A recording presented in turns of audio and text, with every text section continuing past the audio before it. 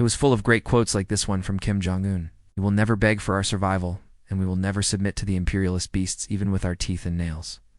Wow, what a toothsome nation. Here's how they made it. They took a talking head format, where you see the speaker looking directly into the camera, talking directly to us, the viewer. Then they would cut to some B-roll of Americans partying, burning flags, looting, or whatever, implying that these things are representative of the American people. This is called appeal to emotion. And it's a logical fallacy because they're manipulating your emotions rather than appealing to your intellect. Then, there was selective use of facts.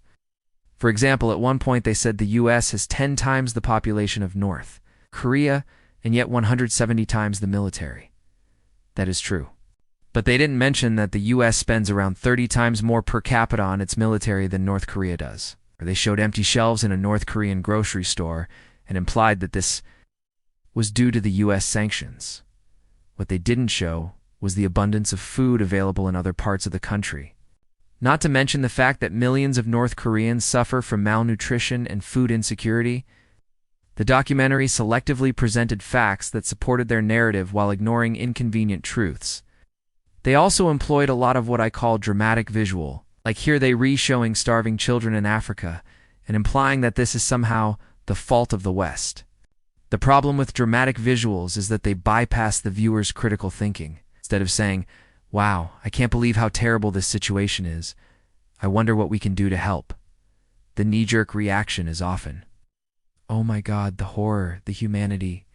Let's get out the pitchforks and find someone to blame." And what do you know? The West conveniently is the perfect scapegoat. What's interesting about this documentary is that it wasn't subtle.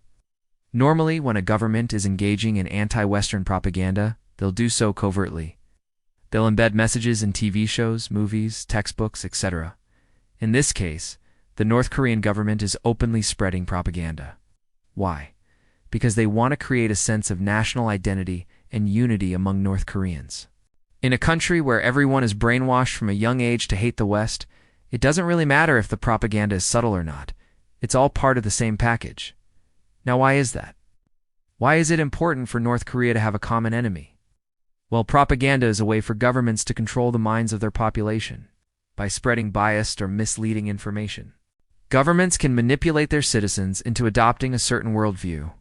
In North Korea's case, this worldview is one that demonizes the West. So now that you've watched this hour-long documentary, what do you think? Is it important to be able to recognize propaganda when you see it? And isn't it especially important today when we're bombarded with information